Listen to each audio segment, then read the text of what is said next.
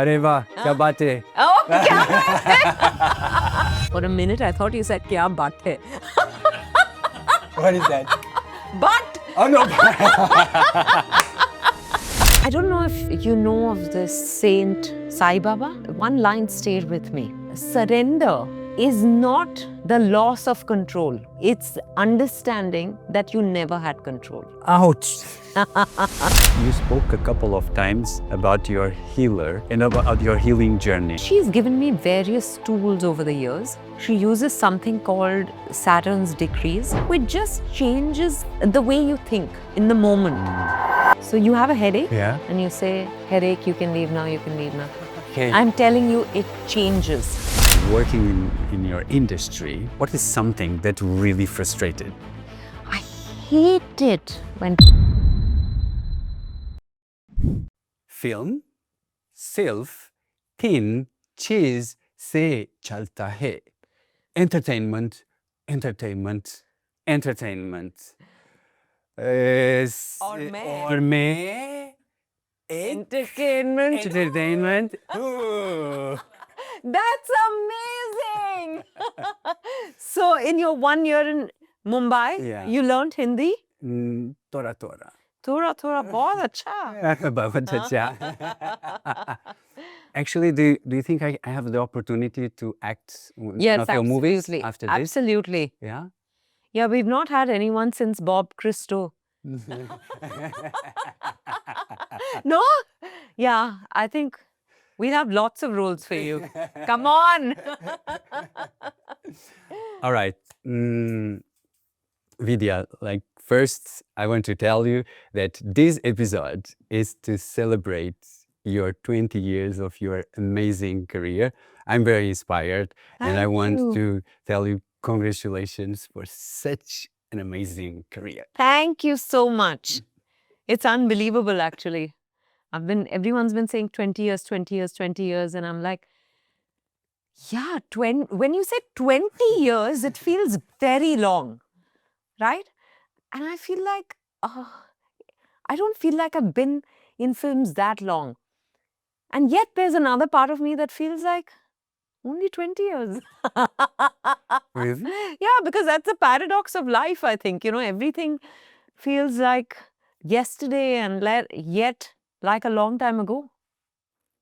A question that I was very curious is to understand when you started, I mean, after the movie, The Chakram, Yeah. you know, your journey was so tough. When I was reading, even I was feeling pain in my heart. Really. How sweet. Yeah, I want maybe you to share after that happened and all the movies that didn't happen, that situation, what was going through your mind? What were your feelings? I would cry a lot. I would fight with my mother. My mother was like, this is not a profession meant for people like us. Wow. Why don't you go do your management? Your friends are all working or they're studying further. And I would constantly fight with her. You know, and my father was a referee. Yeah, literally. And she would tell me, you know, why don't you meditate? Why don't you can center yourself. You're going through. She thought she was helping me, but whatever she said angered me at that Really? point. Yeah, I think it's sometimes, you know, now I also feel that when we're going through something, sometimes all we want is for the other person to listen to us. Exactly. But as a parent, I think Yeah. that's very difficult to do. Yeah. You want to jump in with solutions. And my father would still let me be, right? But my mother would, and my mother was at home. She's a homemaker. Whereas my father would go to work. So my father would not have to deal with seeing me mope around and wait for that phone to ring. But my mother would see me. So that would frustrate and anger her. That would make her feel bad, actually. It would make her feel like, am I wasting away my life waiting for something to work out?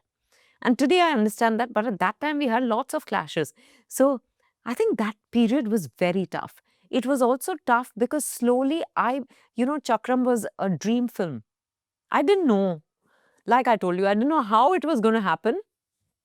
But I went down south for an ad film and they were auditioning for this feature film. And they asked me, will you audition? I called my parents and my sister, who's a very strong influence in my life. Her name is Priya. So I called all three of them and I said, they're asking me if I should audition. And my mother was like, oh, really? I said, Mohanlal is the actor and she's a big Mohanlal fan. That's why she said, okay. So I auditioned and the next thing I know is that directors in Bombay wanting to meet me. So I went with my parents and my sister. And we went there, sat in front of him, and he said, you know, I really liked your audition, so you're confirmed for the film and all that. When we came out, my mother was like, oh, he looks educated. I was like, because her perception was people in films are uneducated people, you know, probably even, even uncouth and God knows, uncivilized. She must have had some sort of, you know, because people didn't look upon films very kindly and actors definitely not. She came out and said, he's very dignified. He's very, okay. First, battle won. I started the film shoot went off well. I was really enjoying myself. And then around after 15 days, they suddenly sent me back to Bombay. As in, we did a scene and then they said schedule wrap. And we were supposed to finish the entire film at one go. So I didn't know what was happening. They said, no, we have to, Mohanlal sir has some date problems. So now we'll take a pause and we'll come back next month. But you start shooting. I finished shooting for about, altogether I must have shot for 6-7 days. Because the director and Mohanlal, the actor, were having problems. So a lot of days we were not shooting. But see, I didn't know how it was on a film. So I thought, oh, this is how it works. And then suddenly they said, oh, now we are going to take a pause and then we'll come back next month. So I came back to Bombay happy. By the time I came back to Bombay, the word has spread that there is this girl from Bombay who's a Palakkad. Palakkad is this area in Kerala where there are lots of Tamilians also. So actually Tamilians are from Tamil Nadu, but there are lots of Tamilians in Palakkad. And we are those, what they call the Tambram settled in Palakkad, the Palakkad Ayers. Is that very complicated for you? Little bit. Okay. Sorry. Anyway, so, you know, that's where, so basically it was that, oh, it's a girl who has some, you know, Malayalam and Tamil lineage. So she's a South Indian girl because a lot of South Indian actresses are actually Punjabi. Oh. So this was a, you know, after long they were getting like a Tamil speaking girl who understood Malayalam. And they were like, oh, so it's a, basically okay, to simplify things for you, they were happy that there is a South Indian girl I see. Who's doing a Malayalam film. Yeah. I think I complicated it for you too much. Sorry. Okay. So because of that, I got a lot of offers. People would call and say, okay, this is a story and this is when we're starting shoot. So this is how much we can pay you. And these are the costumes. And I would be like, oh, wow. That way, I said yes to about 8-9 films. And I was like, I'm a star. You know, little did I know that then this film, Chakram, I got to know got shelved. And after that got shelved, I lost each of those 8-9 films. Wow. Because they felt that the actor and director, Mohanlal and the director, had delivered 8 hits together. Right? And this was the 9th film they were doing together. So I don't see the logic in it. But they said, oh, what could have gone wrong? Maybe it's the energy of this girl. She's jinxed. No. Yeah. So that word spread. So I got replaced in all those 8-9 films. Then I went to Madras, to Chennai to do a Tamil film. I shot for one day and I felt very uncomfortable on set. This was not what they had told me it was. So I left that film.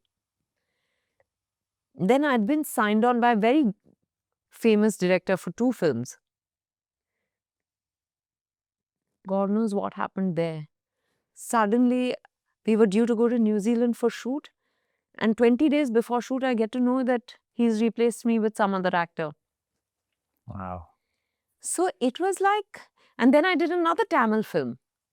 So altogether, actually, it's around a dozen films exactly, right? So there was another Tamil film that I was doing. I shot for it for 7 days. The producer didn't want me in the film because he said, I believe she's jinxed. No Yeah. way. The director said, no, I believe in her. But after shooting for 6, 7 days, the producer said, no, I'm not comfortable. So they threw me out of the film. So it was a crazy time, right? It's like someone's dangling the carrot. As you're going closer, they're moving it away. It's like, then why are you dangling it in front of me, you know? So it didn't make any sense. So that was a very frustrating period. But despite everything, I think what it did was my parents began to pray that, okay, just let one film work out for her. Even if she doesn't have a career as an actor, just this, because they could see the kind of rejection and frustration I was experiencing. And I think you want what, your child to be happy. And I didn't give up. Again, like I said, I would go to bed crying, Rodrigo, but then the next day I'd wake up and say, okay, one more day. Let's see what happens today. So good, Vidya. So but that faith again, I didn't even know I had it. It came from, I think that's how I've been brought up. And my sister was a huge, huge support, remains a huge, huge support. But at that time, I remember she used to tell me all kinds of stories. She used to say, the biggest star in the country, Amitabh Bachchan, had 11 flops before he had his big hit. And, Tabu waited for 6 years before her launch film released. And she would try and give me courage. Whenever she read something, she'd, call me up. She used to live in Delhi. No, she was in Bangalore in those days. So she would keep calling me and telling me this. And I think all that, there were a few friends of mine who I would vent with. All that held me in good stead. But I think it's just this blind faith that I don't know how it will work out. That's all. Where does it come from? I don't know. Have you at that period, have you ever thought about quitting? Yeah, every night. Every night I'd be like, okay, this is not meant for me. But the first rays of the sun would infuse me with hope. And I'd feel like, okay, I'll give it one more day. Let's see what happens today. Nothing would happen. But even then, I think I desperately wanted to be an actor since the time I was 8.5. So I think I was like, it's okay. Let's see. What is the worst? I did my master's in sociology so that I'd get a teaching job somewhere in case this didn't work out. I was also buying time so that my mother would get off my back because she kept saying, you're doing nothing, That lasted for how long, that period? 3 years. Wow. Yeah, 3 years. 2000 to 2003. And then I met my mentor, the man who launched me in Hindi films 20 years ago with a film called Parinita. Pradeep Sarkar, he is no more. But I met him. I actually did an ad film with him and then I did a music video. And I don't know what he saw in me. The first day, Rodrigo, we shot for about, I think, 12, not 12, about 16 hours at a stretch. At the end of the day, he said, Tere saath film banaunga. Ye ladki tere saath film banaunga. Girl, I'll make a film with you. And I was like, yeah. I've heard that too much, too many times. But he really believed in me at a time when I probably didn't see myself, believe in myself. Or maybe I did, because, I think maybe I did, but I was now beginning to get a bit tired of keeping up the faith. And that's when I called him Dada. That's when Dada showed up. So I think the universe, just when you think, they say, right? What seems like the end may just be the bend. So who knows, at the time that I was beginning to feel like, okay, maybe this is not for me, Dada showed up.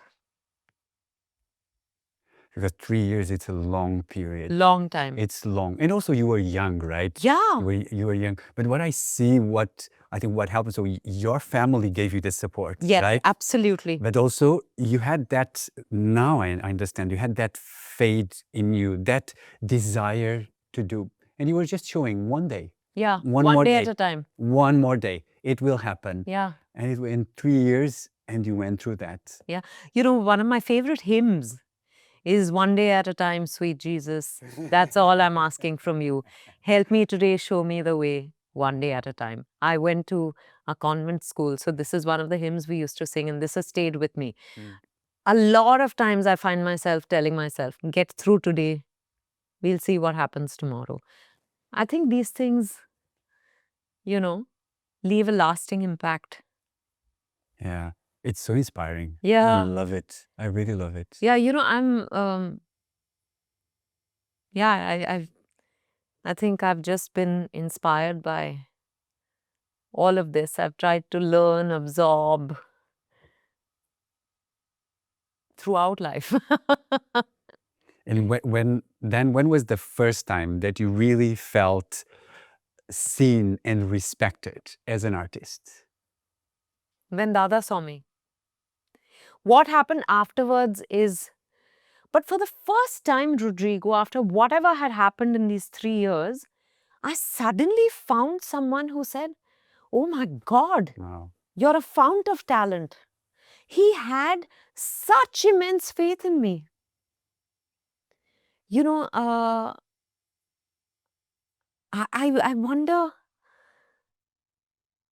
you know, what gave him that kind of conviction? What do you He think? saw something in me. I don't know. I don't know. You know, people ask me, were you his muse? All sorts of things, right? And I'm like, I think he was an angel for me. That's it. I don't know. I don't want to label these things and say he was my mentor. He taught me a lot. He was my first director. But having said that, I think he was just an angel sent to me. You know, Yeah. I have, but he,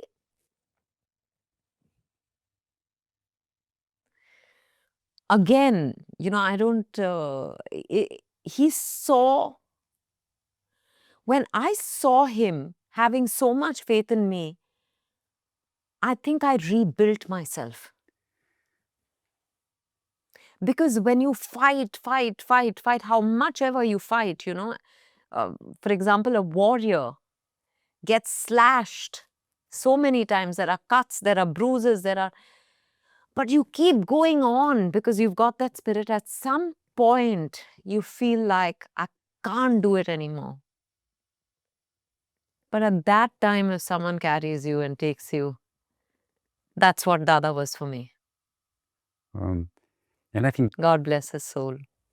and I think we all need that one person that believes in us. Yeah, You know? absolutely. Well, of course, with me, it was also the same. I always had a lot of faith in myself, big desire to live a big life.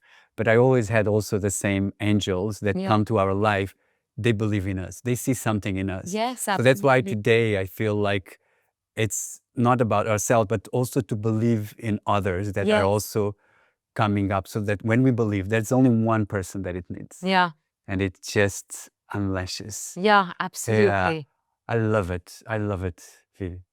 And May I then, ask you where you get your faith from? I think also came from my family. A big part came from my family. Right. But I also have a really strong confidence in myself that things somehow I'm gonna work. It's going to work out. And so it's very similar to you. Is I don't need to know a lot what's ahead. I just need to take that one step. Yes. It's just one step and keep showing up. Yeah. Keep showing up. The same with something bigger. I started very small last year and it was so tough. But I showed up every day, like one guest. one conversation at a time, and now it exploded. But it was that in those difficult moments, keep showing up, and just believe in yourself, and it will happen. How amazing. More power to you. Yeah, to us. Yes, to us. You know, I have to say that this is a quality that I've observed in my husband also. Oh, He is a film producer. yeah. And we've been together 15 years now, married 12 years. I find it most amazing that he just shows up no matter what he's going through. So good. You know, and I believe that's half the battle won. That's something I've understood watching him. Because, you know, he also doesn't come from a film family. You know, and but he was MD Disney Studios in India. And then he quit that job to set up his own company. And it's been 8-9 years, and they've been doing differentiated content. You know, it's not run of the mill. And yet sometimes, firstly, the business is going through a tough time. And then when you're trying to create content that is not run of the mill, it gets even tougher sometimes. Exactly. But I find it amazing that he just shows up. You know, it's okay. I'm feeling like things are not going the way I want them to. But he'll show up. And then when you show up, I think things just begin to move. Agree. So, yeah, I think that's true for all of us, right? Yeah. And I had one last thing for me that works is then it's patience. As you said, like for you, it was 3 years. Yeah. Imagine that you gave up the Yeah. first year. Yeah. Imagine we wouldn't be here. Yeah. Right? Absolutely. So it's that showing up and have the patience. It will happen. It doesn't matter if it's like 1 day, 1 month, 5 years, just keep showing up. But I have to tell you this with patience. I feel sometimes you have to know when to walk away from something. True. I know actors in this business, writers, who've been struggling for so long and with no big breaks, with no small breaks even, but they just keep going on. And there are times I say, just busy yourself with something else, walk away from this. Exactly. You know, like when you've lost something, you're looking for it like in a frenzy, and you don't just sit down for a moment. You know, maybe have a cup of tea, have a glass of water, distract yourself with something, suddenly you'll remember where you've kept it. It's the same thing. But sometimes I feel like telling people, you know, don't be so patient that it's self-defeating. I agree. But that's such a fine line, right? Agree. How patient should you be? How much should you wait? Exactly. Yeah, it's a tough one. Yeah. A lot of times it's just shifting. You keep shifting and adjusting and adjusting. Yeah. Yeah. I agree with you. You know, in this business, I know people who go out with the same story they have for years, and then no one buys it. You know, like there are writers who will say, I took it to this producer. The producer loved it. They were supposed to make it. It didn't happen. I took it to another producer, and then they also loved it. But it's still, then just put it away. I see. Yeah. Let the energy around it change. You know, because I think we also try to control a lot. Now we're talking. Yeah. Nah? Yeah. So I don't know if you know of this saint Sai Baba. Yeah. Shirdi Sai Baba. Yeah. So I'd read a book on him many years ago, and one line stayed with me, which said that, you know, surrender is not the loss of control. It's understanding that you never had control. Ouch. You know, and I think that's what sometimes you just need to do. I've tried. Okay, it's not happening. Maybe this is maybe walk away from it. Exactly. Or just surrender it. Yeah. Busy yourself with something else. Like even when a lot of new actors, aspiring actors tell me, but I'm waiting for that phone call. It's just not coming. I've auditioned in 100 places. I say, take up a job. Yeah, I love it. Learn a new skill. Yeah. Because otherwise, if you stand at the door waiting for someone to come, 15 minutes will feel like 15 hours. But if you go about busying yourself, it'll feel like, oh, I thought you're coming in 15 minutes, you're already here. Yeah. Sometimes just doing nothing and waiting is also. But I love to talk, Rodrigo. I love to listen, so we are a good team. That's true. Yeah, but you know what I'm most curious about to ask you, but I'm not sure if you're ready. Are you ready? Absolutely. Pakka? Pakka. 100%. Bolo. 100%. Pratishat. अरे वाह, क्या बात है.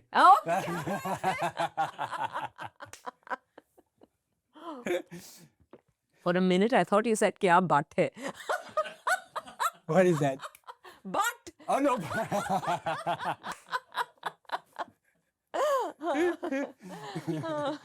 No, I need to behave myself in front of you. Okay, my question to you is, you worked in an industry that had standards of beauty, of what it was to succeed. Yeah. And you followed your heart, whatever you felt it was the best, and you were able to succeed. What made you trust that, okay, if I keep doing the way I'm doing, I will succeed, when the entire industry doesn't work like that? Maybe ignorance. Maybe not knowing any better. Thinking that, like, I think my father said this to my sister, Priya, when we were kids one day, about she was not happy with some clothes she was wearing.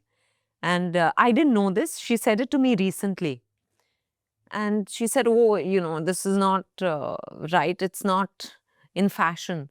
And he said, you wear it and go with confidence and it'll become, I love your sister. Yeah. So good. It'll become fashionable. So she was telling me, she said, dad has this kind of confidence where actually my dad comes from a family where they're all very accepting of themselves. And for lack of a better word, almost shameless. I say this very respectfully, but they don't care how they're being perceived. They don't care what you think of them. There's nothing. Everyone writes poetry. If it's your birthday, they'll write a poetry for you. Is it poetry? I don't know. But the beauty is, they do it with heart. They do it with confidence. They don't care about being judged. I think so that's where my father gets it from. And that's where probably I get it from. And I think you just think that, yeah, you don't know another way but to be yourself. I did try to fit in for a while. It's not like I didn't. Give me an example. When I came into the industry, I came into films with Parinita, which was a period film where I was playing a woman. And everyone then told me, no, but you should be able to do the younger roles. If you want a longer career, I was already a woman. I was 26. I at least felt like one. My mother says that I was a woman when I was born. That's another story. But so now for me to make myself into a girl, to just behave younger, to dress younger, it didn't feel natural. But I thought that was what was expected of me, and I did it. And, it just didn't work for me. Oh, Yeah. really? Yeah, it didn't work for me because actually people started criticizing everything about me then. And I'm in such a public profession. We get written about for Exactly. everything and nothing. So people were criticizing my clothes, they were criticizing my body, they were criticizing my hairstyle, it was at one point I felt like, there was nothing right about me. And I was also gaining weight. For what people don't understand about weight, but what I've understood through my work with my healer over the years, is weight is also protection. When you feel insecure, a lot of times you put on weight. Then maybe sometimes it's because you don't want to move. Maybe sometimes you overeat because you're stuffing what you're feeling down. It's emotional eating. It could be anything, right? It could lead to hormonal issues, whatever it is. But I think I began to feel insecure because now you have to realize this happened within the first 3 years, first 2 years of me in films. How old were you at that time? 28. Okay. So 26 to 28 felt like a honeymoon. And then now suddenly people began to pick holes. And now I felt like, oh my God, maybe my success is short-lived. Was short-lived. Maybe this is going to get taken away from me. Maybe I'm actually not meant to be an actor, but it was a fluke. You go through all these things. So I think all of that made me, I think, very insecure and unhappy. And I did these 2 films where I tried to look and behave younger, and it just didn't work. The films did well, but I got a lot of criticism. And that's when I said, what am I trying to do? Oh, wow. And again, I spent a lot of time talking to my family, my parents, my sister, and my brother-in-law, Kedar, who's been a huge influence in my life. And I remember my mother at that time told me, she said, what are you worried about? You can shed weight if you work with a trainer. You can get a good stylist and get your wardrobe changed. I was wearing everything that I thought, that people told me was correct fashion-wise and all that. But it didn't suit me. You have to do what is right for you, right? So these are tough lessons that I learned at that time, but such invaluable lessons that I'm so glad I went through those periods, of confusion, utter confusion. And my mother told me, she said, so you can get a trainer, you can get a stylist. You focus, and my brother-in-law told me this. He said, you focus on what you are here to do. What are you here to do? I said, act. He said, you just do that. So I think my family has really rallied around me. And that has given me a great amount of strength. Then I started actually picking roles that felt correct to me and started dressing the way I wanted to. I started wearing saris more often. I loved the sari, but people used to tell me that, oh no, sari is an older woman's attire and you should dress young. And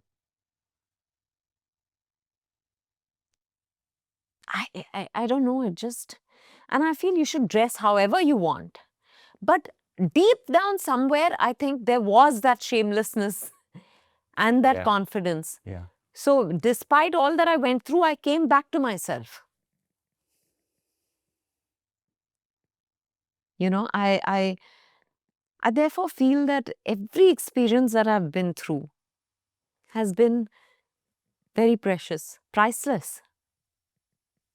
And I'm happy I wouldn't change a thing about these 20 years. What did you learn from that experience? Because I think it's it's when you Yeah. realize that I'm going to be working aligned to who I am, right? What did you learn from that experience? That you can't make everyone happy. Ooh. Yeah.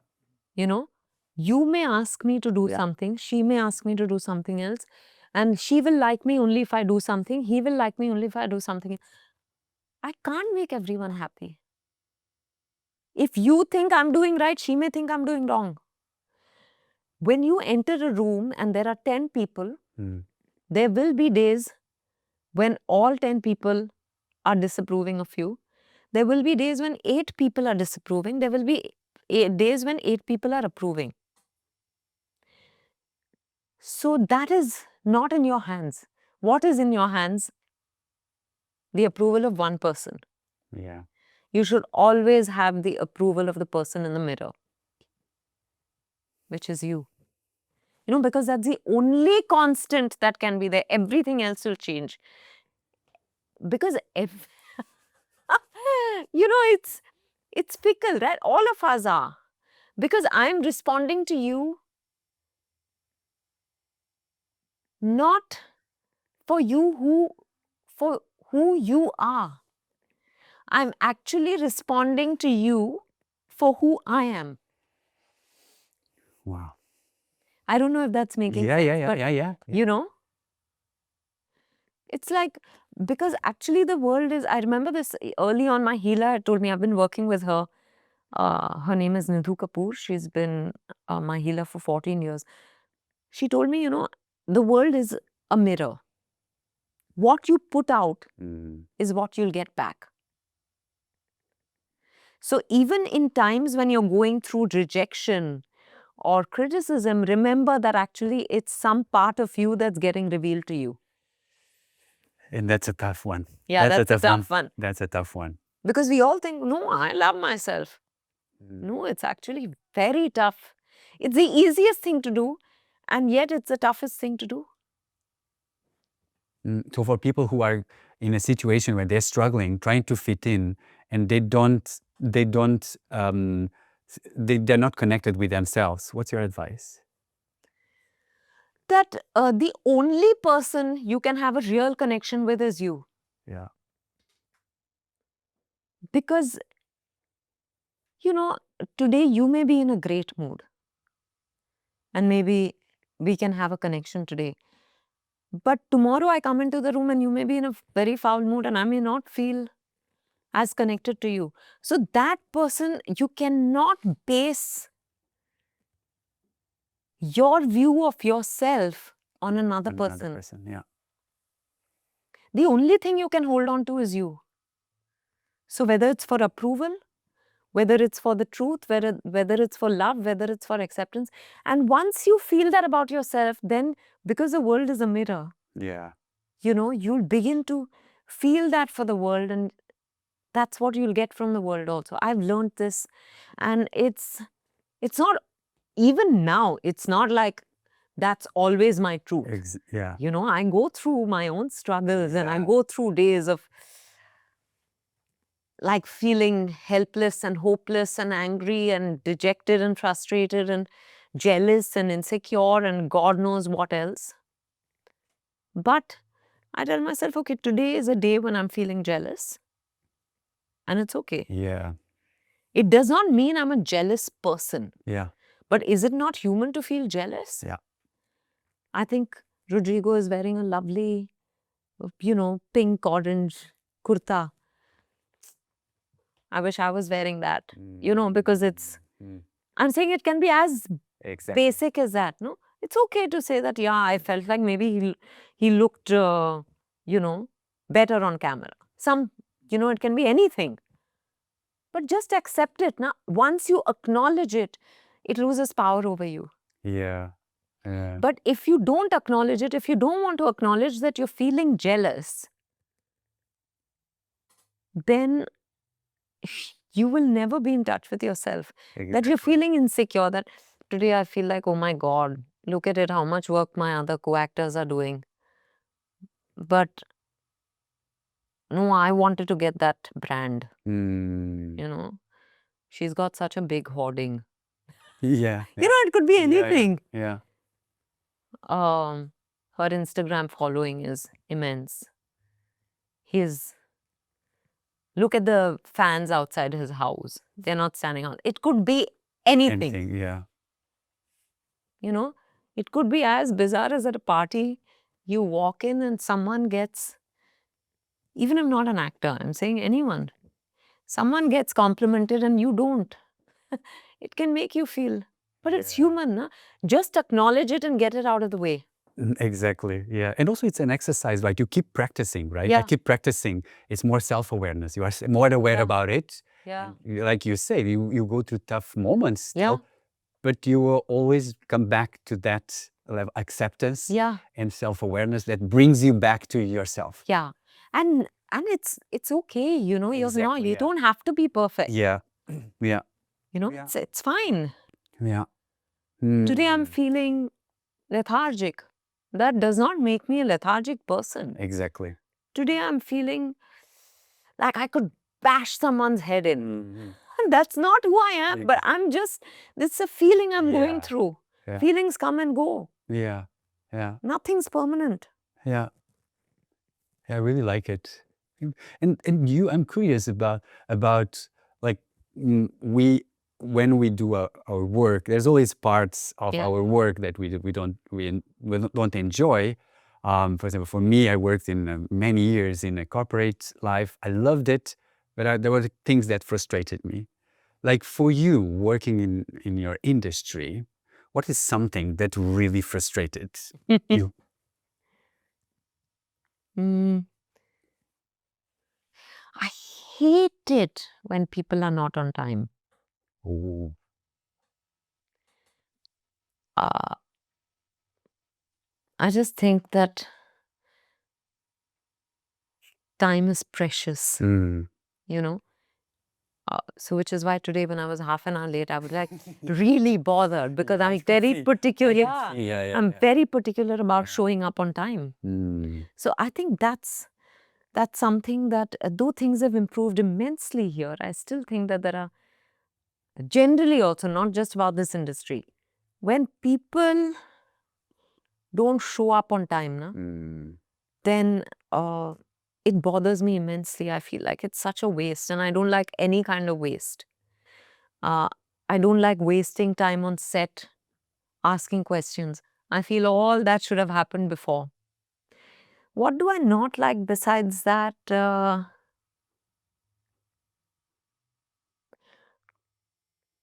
Otherwise, I think I've just accepted everything else to be Okay. part of the job. I love being on set. I love it when I'm the character. I love when they call for action. And between action and cut, you know, there are so many things you discover. I love that process. Every single time I feel like, wow. So I think that's a blessing.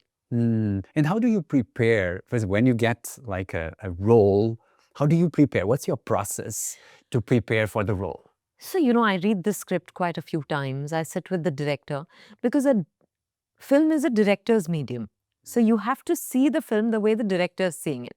If there are any differences of opinion, then they need to be sorted out beforehand.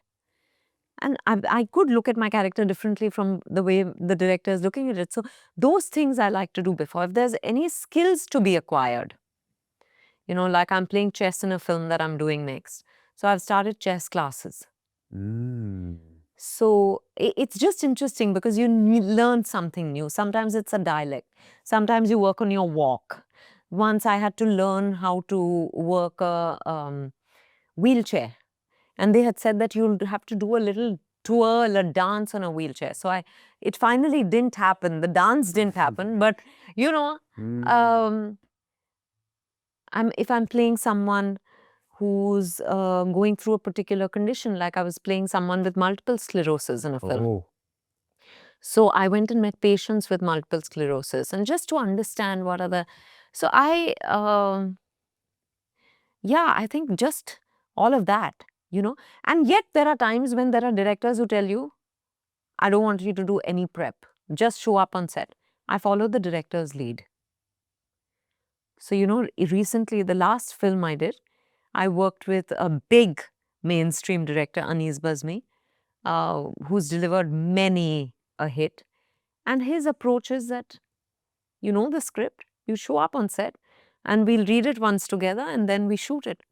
I actually enjoyed that process. So for me also, not to get stuck in any kind of process, you know, because otherwise I'd gotten into a place where I was sitting with every director for a month before the shoot, whereas his style is very different, but I have to respect that.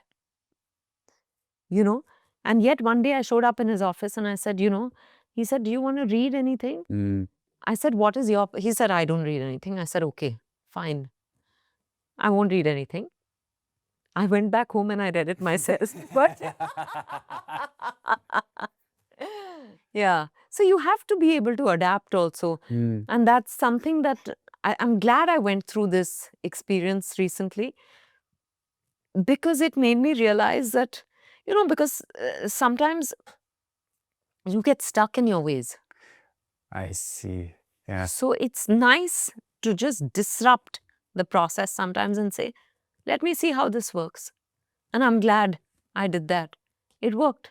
So that's why the other process that it says you don't prepare, you just know your script and you show up. Yeah. It leaves you a bit more free, right? Yes. There's not many things in your mind or that Yeah. you are worried. You just show up. That works. He's also a writer, so he's not wedded to his lines. He may, the way you play, Yeah. when you play out a scene in front of him, he may say, no, this is not working, let's change it to this.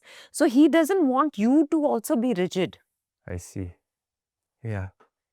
So his is a more fluid way of, but it's also, he makes the more big commercial mainstream films where you have the luxury of a good budget. So all these things I see. come into play, right? Whereas on most of the other films I've done are the mid-sized films where the budgets are tight, where you have to finish shooting within a certain number of days. Yeah. So you can't just... So which is why I got into the process of preparing beforehand. Sorry. So I think it works always. But I'm not wedded to any one process. I see. I see. I see. And what was the most difficult character for you to play? I think in recent times, there was a film called Sherni that I did that I found tough, because the director Amit Masurkar, has a very naturalistic way of storytelling. It's almost like there's no camera, and you're just seeing a story play out. So I think it took some time for me to get because I'd not worked with a director like him. Yeah. Right? So initially I was like, oh, but how will this work? You go through all those, because like I said, you get set in your ways sometimes. So it's nice to do things that disrupt it. Not that I did it consciously, but it happened unconsciously. And he didn't want me to have any sort of, sometimes as actors, you do get into certain ways of reacting to things. He broke that completely. And a lot of times I would feel like, but anyone else in your place would have said, great. What am I doing differently? Why you... I didn't say anything to him, because on set I will always follow the director's lead. But it was frustrating to me. But later I realized that his is a very different style. So not to really have a reaction. Yeah. Like, it's a very normal... He wanted things to flow very normally. So it was a different language of performance. It was a different... I don't mean spoken language, but, it was a very different way of telling a story. And I'm glad I went through that process. I think it again broke something. Yeah. Yeah. It also looks like you are always looking for ways to challenge yourself so that you can become better, right? Yes, I think so. I enjoy that. Because, also, Rodrigo, I've been doing this for 20 years now. Exactly. And with success, what happens is a lot of people stop telling you what is working and what is not working. Oh, interesting. As in, they feel that nothing succeeds like success. Yeah. So they feel if she's succeeding, doing this the way she's been doing it, then let her continue to do it. Sometimes directors don't direct you. So I actually also sit with the director a month before Yeah. the film, so that we can develop a rapport where they're Yes. comfortable enough to push me. Yeah. You know, that's very important to me, because otherwise I'll begin. I love this so much that I'm actually only guarding it ferociously. I don't want to use interest. I don't want to feel like, oh, okay. Yeah. I've heard actors say expression number 55, okay. I don't want to get into that space. You know what I mean? Expression. Yeah, because they feel that, oh, I know exactly what to do in this scene. I know that when that happens, Yeah. I'll get bored. I'll lose interest. So actually, all I'm trying to do is guarding my baby Yeah. ferociously. I'm just trying to make sure that I stay interested. It's like a marriage. You can't take it for granted. You have to constantly communicate, engage, share, do things together. It's like that. Try new things. Otherwise, if you eat the same food every day, So I think it's that's what keeps me excited. To try something new, to learn something new, to discover another facet of myself, both as a person and as an actor, Yeah. because that happens in the process. But like now, I'm in the mood to do only fun, entertaining films. Yeah? Yeah. Why? For a long time, I think I've been doing a lot of the intense stuff. Yeah. For the past post-pandemic, I think something changed in me. I felt like I only want to watch content that makes me smile and laugh. I see. If that's what I want to watch, then I assume that I'm part of the audience. So that's what the audience also wants to watch. Though I think the audience is loving watching blood and gore and thrillers, and I've had enough of that. So I may be in a minority at this time, but I definitely think, there's just to feel joy, to spread joy is such a lovely thing. So much. Nowadays, they gorge your eyes out and they show it to you also. They leave nothing to your imagination. I feel like, So if I speak with people that worked really close with you, how do you think they're going to describe you? Oh my God, here we go. I don't know how they'll describe me, honestly. I think people are too politically correct to say anything that may be true. So they'll say nice things. But I don't know if that's how they feel. But I have to say that, eh, I've had good working relationships with people. There are no real friendships, and that I'm okay with. But I've enjoyed working on most films. I can't think of maybe one or two people in all my career so far that I felt like didn't enjoy it. When they were being a bit political or something like that. But otherwise, I think I've had good experiences. So I would hope that they say nice things. But like I said, no one's going to say the truth. So what do you think would be the truth that they would tell me? Yeah, I love myself, so I'll say the truth is. Tell me. I think what a lot of people will tell you is that I laugh a lot. I realized that. Yeah. That they thought I was having fun. I think that's what they'll probably say. I don't know really. I don't know what. Yeah, people ask me, what legacy do you want to leave behind? And I'm like, I don't care about what I leave behind. If I'm not there, I won't be there to see what people have to say. Or when I'm here, I want to have a good time. That's it. I'm receiving a lot of love and no complaints. So as long as I'm here and you're good to me and I'm good to you, great.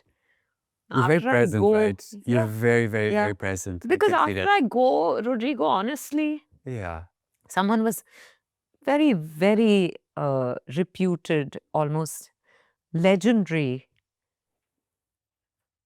individual. So I don't want to give any clues, but was telling me, when I die, I want the streets to fill up with people and I want them to have a huge procession. What about you? I said, I won't be there to see it. So it doesn't matter. You can show up outside my house now and make me feel loved. I'm more than happy. But I'm not thinking about what. No, not at all. And yeah, just it's all about the now. Yeah. Yeah. And you, I mean, you experienced fame. What was something really surprising for you about fame that you never thought that would happen? You know, two things. One, I think everyone expects you to change when you become famous. So my constant effort for many years was to reassure you that I've not changed. I spent so much effort doing that. Now I've stopped doing it. You know? Yeah, because you're like, people, and also because fame happened to me late-ish, right? I don't think in today's context it's late, but 20 years ago, by the age of 26, and most stars were stars much younger. They'd become stars at a younger age. I came in at the age of 26. So, you know, people who knew me really well, I think they felt that, oh, is she going to change?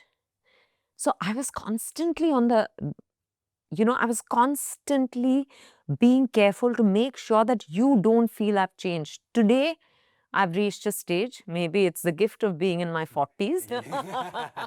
It's possible, you know, because I'd heard a lot of women say that before, but now I think it is true that in your 40s you become blasé, bindas. You know the word bindas? No. Blasé. Blasé. Yeah. Just.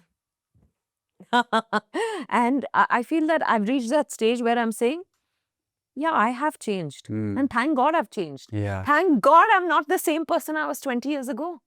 Now I'm very accepting of the fact that I have changed. I think that's also taken a big weight off my shoulders.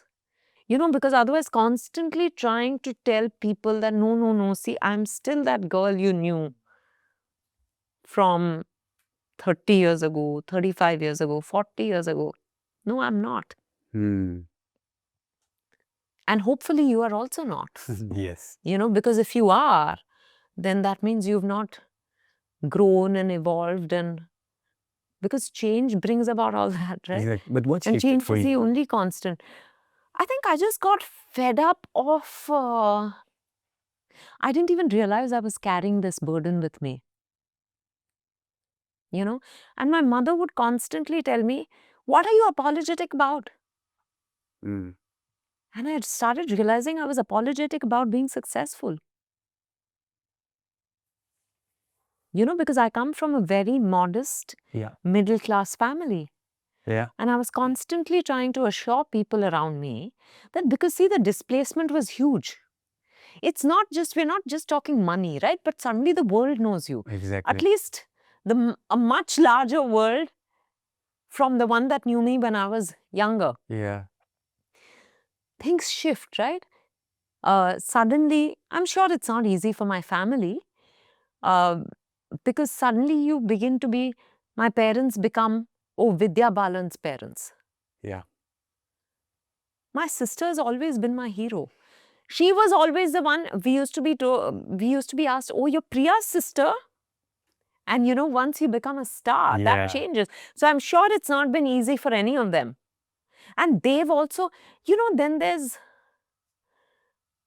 so much changed for all of us. There's so much speculation, there's so much interest, there's so much curiosity. Because it's also quite unbelievable, right? Because it's suddenly we were like sitting together at a cafe and having a coffee, and no one knew us, and we were laughing away. And now when I do that, someone walks up to me and asks me for a picture. Yeah. It's change. Change, yeah. But I have to embrace it. I think I fought the word star for a very long time. Why? I just felt like, no, but you know, I don't want to be seen as a star. I don't want to be seen as someone who's unattainable, unreachable, inaccessible.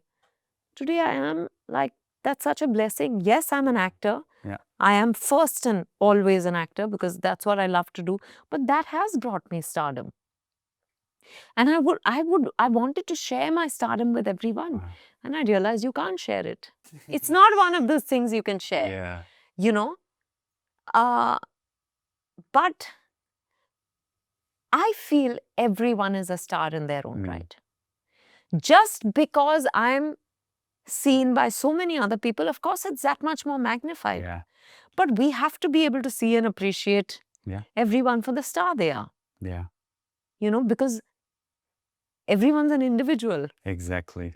So I think all this, I think a lot. And I do little work. I do one film a year, so I have lots of time to say. So I come up with all sorts of theories.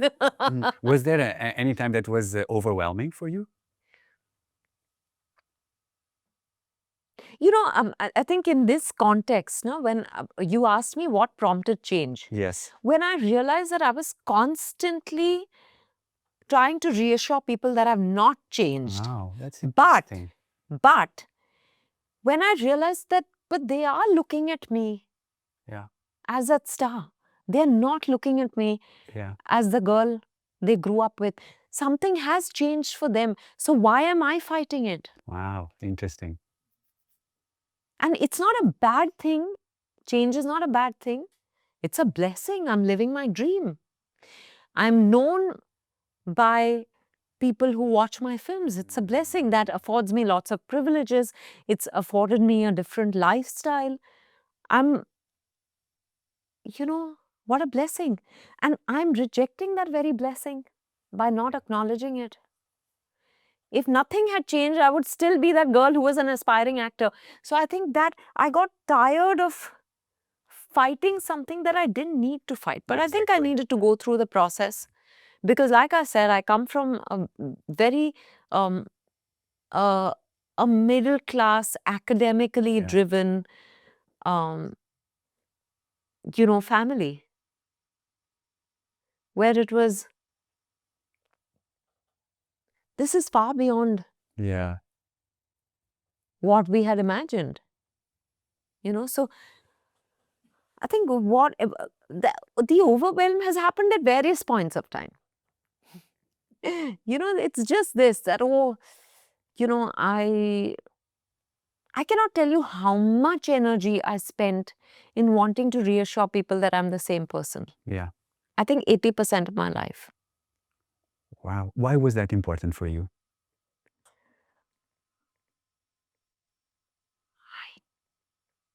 Don't know. Because when you feel that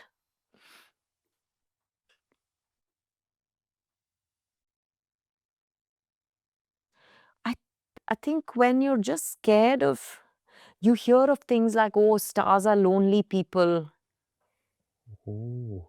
That's because they begin to create a distance between themselves. So I think I was very scared of all of that. Really? Yeah, they say it's lonely at the top. And people matter a lot to me. I love people. I love just knowing people.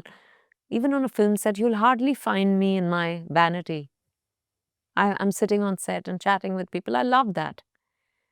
So for me, I think I thought that, oh, I'll become lonely. But I've realized I'm actually a loner. I love spending time with myself. Yeah. So what am I doing? Yeah. So, sometimes you're also brought up with these things like I don't know if it's part of your culture, but in our culture, they say that, money creates a distance between people. Oh, All these kind of things, beliefs. that we've all been told these, if you laugh too much, you will cry. Limiting beliefs. There are lots of those. So I think, but I'm glad that because of my healing work, and by the way, my healer is a gift to me from my mother.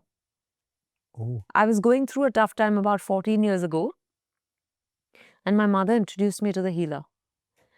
And then I just stayed with it, because I enjoyed this process of understanding so much that I've just kept at it. But I think my healing journey has also helped me realize that. Sorry, I completely forgot what I was saying. Uh, I think what is in my mind, and you spoke a couple of times about your healer Yeah. and about your healing journey. Yeah. Can you share with us about how did that healing journey look like for you? Yeah, basically my healer is someone, it's like therapy, to put Yeah. it simply. And I speak to her on the phone from wherever I am in the world. Mm. So it's very convenient because it's not in person. So, and she's given me various tools over the years. She uses something called Saturn's decrees, Okay. which just changes the wiring of the way you think in the moment. Mm. Right? For example, a little thing, if someone had a headache Yeah. and you said, you can leave now, Mm. and you repeated it a few times, you'll be surprised to find that your headache will get better. What do you mean? So you have a headache Yeah. and you say, headache, you can leave now, you can leave now. Okay. I'm telling you, it changes. Oh my God. It's basically learning to she uses various techniques, but Saturn's decrees are what she uses the most. What she does is actually alchemy, right? She's at various points taken me through EFT and access consciousness and NLP and all of those. But even Jinsen Jitsu and acupressure and all of this happens on the phone. Mm. But it's about getting in touch with yourself. It's about not standing in the way of yourself. Yeah. Because actually the only thing standing in our way is ourselves. Yeah. So I think I enjoy that process of just, figuring out. Sometimes I call her and I say, okay, there's really nothing. And then by the time I start talking to her, I realize that there are so many. Healing is a lifelong process. It's like, breathing. It has to be lifelong. Agree. When you're agitated, you breathe rapidly. So sometimes when you're agitated or you're going through something, you need more intense healing. But otherwise, you do it at regular intervals. It's like you're doing exercise or you're getting Yeah. And it looks like it's also a lot about rewiring your beliefs, right? Yes, the way you think, yeah, but in the moment. So that it helps you in the present moment, right? It helps you get in touch with yourself. Yeah, I like that. Helps you become aware. Yeah. And I think also maybe for me, it's been like a practice. Yeah. Like you need to practice. Yeah, that's what it is. Yeah. It That's is the same practice. for you, right? Yeah, absolutely. It Yeah. is practice. Yeah. Because, how do you know that, for example, when, if you're a tennis player, and when do you know when to use a backhand, when to, that's practice. Exactly. You don't become Roger Federer overnight. Yeah. It's a lot of practice. Yeah. So for whatever, just to be the Roger Federer of your own life. Not necessarily in tennis or in some profession, but just to be. Yeah. No, but I think what people sometimes think is that, healing, you need to find that thing that works, or, I think it's a journey of practicing, of working on yourself, rewiring your thoughts so that you are more connected with yourself. Oh, absolutely. Right? Absolutely. It's exactly the same. Yeah. Fine. I think it's, like I said, not standing in the way of you. I love that. So that you are in touch with yourself, so that you're connected to yourself. Exactly. And that it's not just one thing. Yeah. It's also exercise, it's also sleep, it's also food. Yeah. It's also the amount of water you have. Yeah. It's what you do outside of all this. Yeah.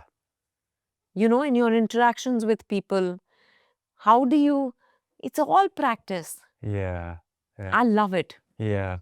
Me too. And it looks like for you, it has been, you have a growth mindset. You are always looking for ways to become better, but also working on yourself. Yeah. And I think now I try to unpack a little bit to discover you. It looks like that has been a big part of your success, right? That growth mindset of keep working on yourself. So good. I love it. I love it. Yeah, we're coming to the end, and like for you now, Yeah, I'm feeling a bit. What do you guys think? Are you sad? They are happy. They want to go home. Now, what excites you next? What are now at this point in your life? You are what, 29 years old, right? Yeah, I Really? love that. At least you look like. Oh, thank you. Did I get some points with her and something? Yeah. No, actually, I'm a very happy 46-year-old. I feel like a 46-year-old. Thank God I've had the experiences I've had, and I don't feel like a 29-year-old. I don't think I was a happy 29-year-old anyway. I'm a far happier 46-year-old. So good. So I think, no, I think it's just, like I told you before we commenced the interview, that I've had some time off because a film that I was going to start has gotten pushed. It's gotten delayed. And I'm enjoying this time where there's no structure to my day. Yeah. I sleep whenever.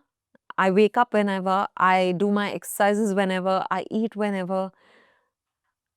I'm just so happy. I watch whatever I want to. I read. I meet people. Sometimes I sit by myself. Sometimes I do a healing session. Sometimes I do a podcast.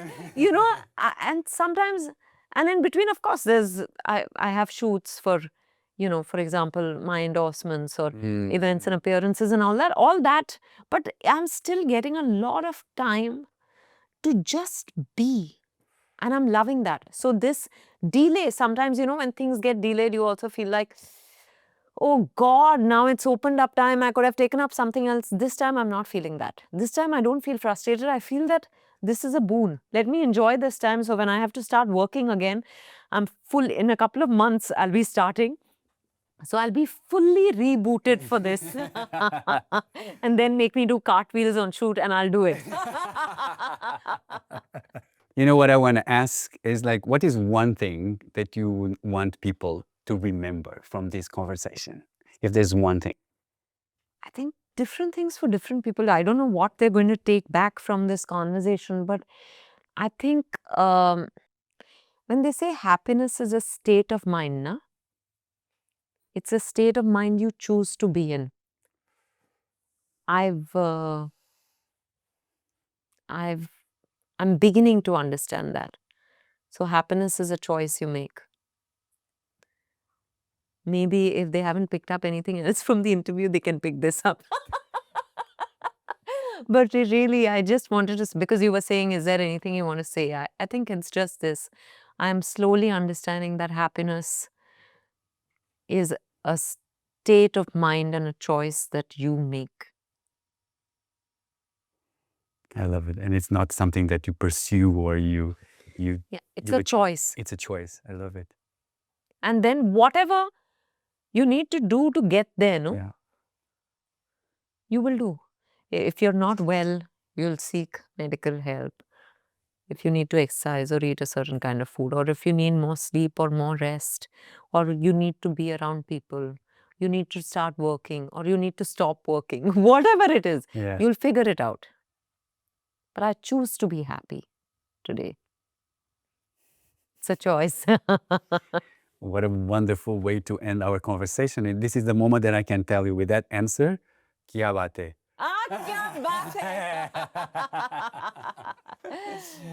Yeah, this was so beautiful. I think I really had a good time. Thank you. So did I. It was like so inspiring to, now I understood, I mean, I read a lot about you, but now I understood really what was it about your journey, what made you be who you are today. Really? Yeah, and I'm very inspired by that. Oh, how sweet. Thank you. And it's been lovely meeting you and chatting with you. I'd seen some of your clips before, so I had an idea of, but it's always nice to, and I've just loved the way our conversation went. Yeah? Yeah. Before you met me, what were you thinking about this Firangi? No, I definitely thought there was something about this Firangi because, like I said, I saw some clips. Yeah. And I just loved how you tried to dig a little deeper. And I'm the sort of person who likes to dig deep. So I think it was nice to do that in person. Oh my God. Say good. Yeah. Thank you.